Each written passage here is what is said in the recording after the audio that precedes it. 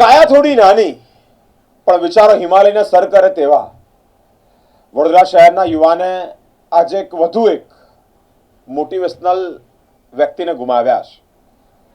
શહેરના ફતેગંજ વિસ્તારમાં saffron circle અને સેફ્રોન સર્કલ એટલે કે બેંકની એક્ઝેક્ટ બાજુમાં સામેની બાજુમાં જમણા હાથે પ્રદીપભાઈ કે જેઓ બુક સ્ટોલનો એક પથારો લઈને બેસતા.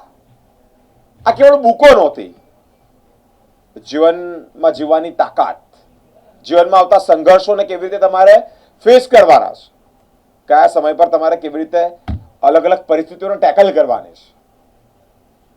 યુવાનોનું મનોબળ મજબૂત કરતા એ પ્રદીપભાઈએ આજે દુનિયાને અલવિદા કીધી છે. આપણી વચ્ચે આજે પ્રદીપભાઈ નથી રહ્યા. ઘણા બધા વિદ્યાર્થીઓનો જુસ્સો તેઓ વધાર્યો. તેઓ સજેસ્ટ કરતા. મારાથી જ એકવાર એમને પૂછાઈ ગયેલું કે પ્રદીપભાઈ રહેવાનું ક્યાં? તેમણે મને કીધું કે સાहब जी कभी कभी तो यूं ही मैं फुटपाथ पर सो जाता हूं, हमारा कोई ठिकाना नहीं होता. આજે પ્રદીપભાઈ ન કેવળ વડોદરા શહેર પરંતુ દેશ દુનિયાને અલવિદા કીધી છે. વિદ્યાર્થીઓનું મનોબળ, વિદ્યાર્થીઓનો તાકાત, વિદ્યાર્થીઓનો જુસ્સો, વિદ્યાર્થીઓની એક અંદરની શક્તિ અને જેને પ્રેરણા આપતા આજે પ્રદીપભાઈ આપણી વચ્ચે નથી રહ્યા. આજે કેટલાક વિદ્યાર્થીઓએ મૌન પાડીને તેઓને સાચી શ્રદ્ધાંજલિ આપી છે. જીકા કોલેજ ઇન્સ્ટિટ્યૂટના વિદ્યાર્થીઓ છે તેઓ માટે કેન્ડલ માર્ચ પણ યોજવાના છે. સેફ્રોન સર્કલથી પ્રદીપભાઈના બુક સ્ટોર સુધી તો એક મૌન રેલીનું પણ તેઓએ આયોજન કર્યું છે. Yes, exactly. વડોદરાની અંદર ઘણી જગ્યાએ ઘણા મોટા મોટા બુક સ્ટોલ્સ છે, પણ જે પ્રદીપભાઈને આપણે જે ખોઈને બેઠા છે. વડોદરાની અંદર જોવા જઈએ તો યસ, એજ્યુકેશન બાબતે આપણને ઘણા ઓપ્શન્સ જોવા મળે છે, પણ પ્રોબ્લેમ ઇઝ ધેટ એક્સપેન્સિવ પણ એટલા છે. પ્રદીપભાઈને હું છેલ્લા 25 વર્ષથી તો મેં એમને બરોડામાં જોયેલા જ છે. તમે ક્યારે પણ એમની પાસે જાઓ તો અને કોઈ પણ બુકમાં સજેશન માંગો, એ હંમેશા તમને એક સારી બુક, એ પણ સારી પ્રાઇઝમાં, અને આજ સુધી જ્યાં સુધી મેં એમને જોયા છે એ હંમેશા એટલું જ કહેશે, પહેલે પઢ લો ફિર દે દેના. અને આ ડાયલોગ એમના જીવ્યાથી લઈને મર્યા સુધી આખી જિંદગી એમણે રાખ્યો છે. આજ સુધી કોઈ પણ બુક ઉપર એક એક્સ્ટ્રા ચાર્જ નહોતો લીધો. જ્યારે પ્રદીપભાઈની આ ન્યૂઝ સાંભળી કે અત્યારે નથી રહ્યા, અને જ્યારે આજે ગઈકાલે સાંજે જ્યારે ઘરે જતા એમનો બુક સ્ટોલ ખાલી જોયો, ત્યારે આ ક્યુરિયોસિટી થઈ કે આજે આ બુક સ્ટોલ કેમ ખાલી છે. ત્યાં જઈને જ્યારે આજુબાજુ પૂછપરછ કરી ત્યારે ખબર પડી કે પ્રદીપભાઈ હવે નથી રહ્યા. અને સિરિયસલી વડોદરા એક હીરો ખોઈ બેઠો. આ એક ફેલ્ડ થયું.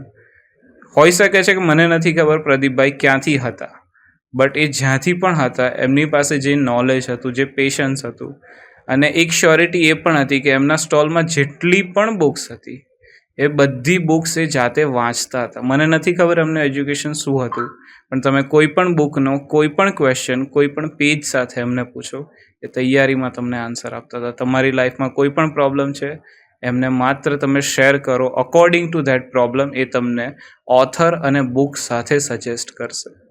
આઈ really very felt for Pradeepbhai. હું એમને ઘણો યાદ કરીશ.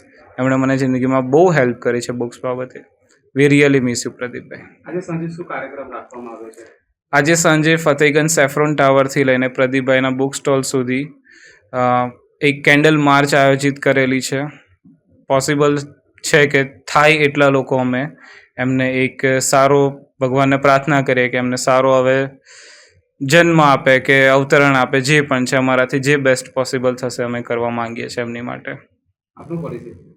My name is Jaydeep Kuriya. હું ફતેગંજ સેફ્રોન ટાવરમાં જે ઝીકા ઇન્સ્ટિટ્યૂટ છે એની અંદર as a graphic designing faculty છું. And I have been working here for more than few years.